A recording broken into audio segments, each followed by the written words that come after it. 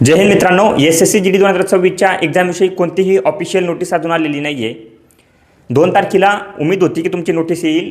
सर्वात जास्त चर्चा होती की 2 तारखेला तुमचं काही काही बघायला मिळेल, परंतु अजून तसं काही नाही झालं।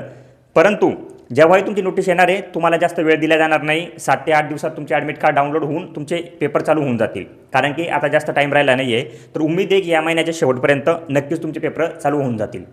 मित्रांनो, मॉक टेस्टविषयी काही बोलायचं होतं की मॉक टेस्टमध्ये मुलं जे आहे त्यांचा स्कोर मला शेअर करतात की सर इतके मार्क्स सेफ आहेत का, किंवा हे मार्क्स मला येत आहे। तर एक गोष्ट सांगतो, सेफ मार्क्स तसे कोणतेही नसतात। तुमचा पेपर कसा निघणार आहे, त्या कोणते प्रश्न येणार आहे हे कोणालाही माहिती नसतं।